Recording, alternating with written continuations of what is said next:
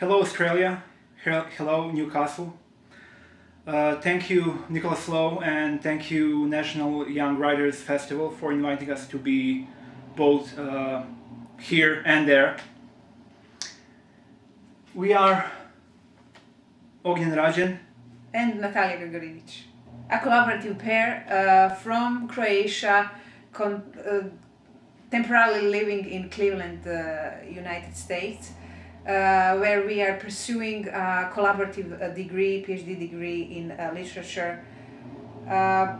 We have been collaborating together for 11 years, have published 2 novels together in Croatian language, around 2,000 short stories, some of them in English, some of them in Croatian, and have started a collaborative magazine, admit2. And basically admit2 is the reason why I guess Nick invited us to say a few words about collaborative writing. admit2 is now, 3 years old? And in those 3 years we've been publishing only collaboration, literary collaboration. A very, I guess, wide range of collaboration, from people collaborating with themselves to groups of almost a dozen people or even more.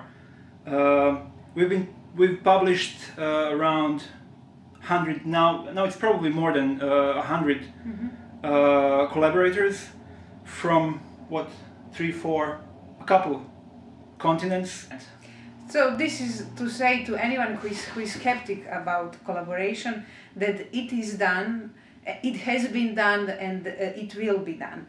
Namely, when we started collaborating, when we started looking for publishers for our work, people were pretty much negative about the notion that you have 2 names on the cover of a book or on the first page of a novel, because real art is supposed to be done in singular, no matter whether we are talking about painting or writing or any other kind of art. We got pretty enraged by that kind of treatment and started looking for facts, for documents to show people that collaboration was around for some time. Yeah, you might say that collaboration or collaborative authorship was there even before singular authorship came out.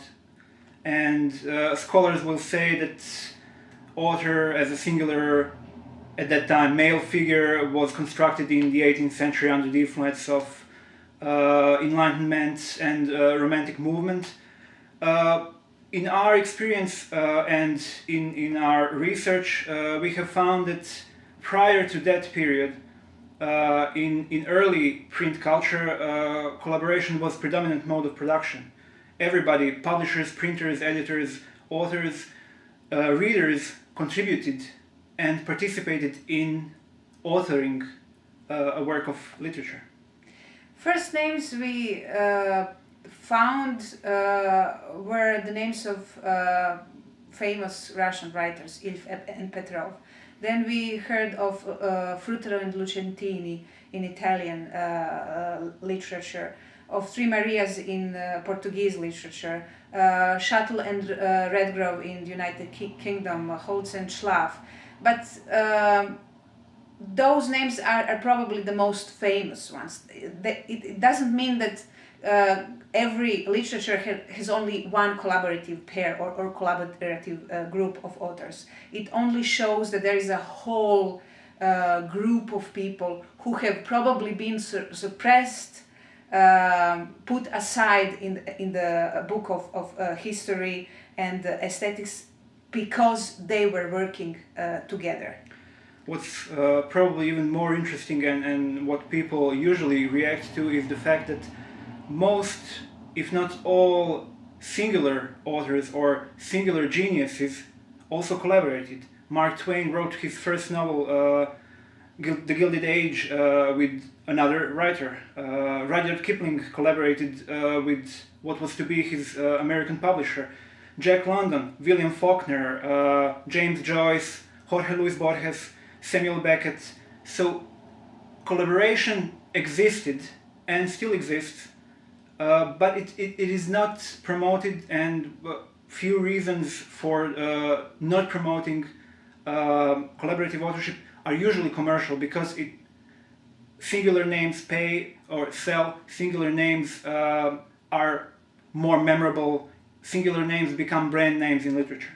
Yes, on the other hand, you have publishing houses, big publishing houses, who use collaborative teams to actually produce novels.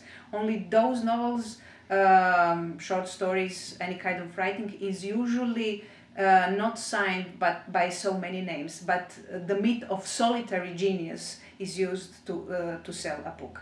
For us, collaboration is all about communication, about exchanging ideas, about being more individuals actually when we are together than we would be alone. Together we are stronger, and together we are more prone to risk and to look for new things. We believe that all writing is collaborative in its nature. The main reason for that would be that the primary tool for literature, language itself, is a collaborative product, is constructed through ages by many contributors. The other important factor is all mediation is done through collaboration. If you start from scrolls and scripts, go to books, magazines, journals, or even nowadays websites, it is a collaborative process. So all new media collaborate. People collaborate in film, people collaborate in music. If literature, if humanities don't accept the mode of collaboration as an important mode of expression, they will just be left behind, put aside. I mean, one of the important questions is why use the myth of singular author? Why play with it? Why promote it? Certainly, one of the reasons is that this way you control creativity. If you say to people that they have to be alone in order to create real art, you put a pressure on them. You put a rule. What does it mean to be an author or artist, and how this artist should behave in order to be an acknowledged author? Why would anyone want to control literature? Well, I think the answer is pretty obvious, because literature makes people think, and in our opinion, it's something that's not very popular among systems of government.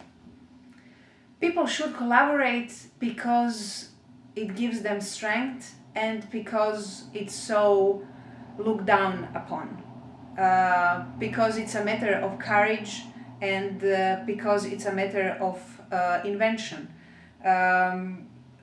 Dialogue is very important in collaboration, and when you put things in dialogue, then all big myths collapse.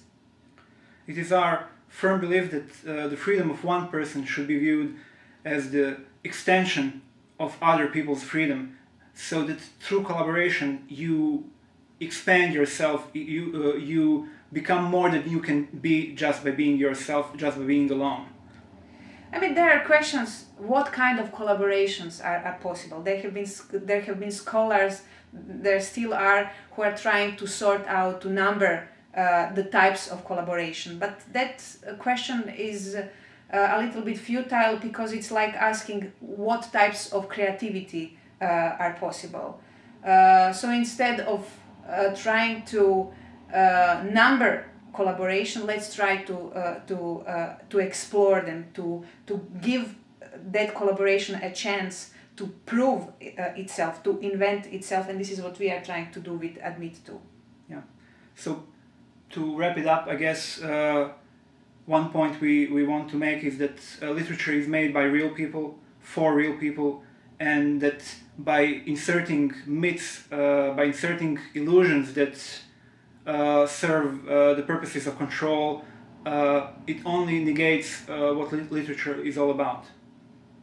So please submit work to admit2, and see you around. Yeah, thank you again for inviting us, and we wish you a good discussion.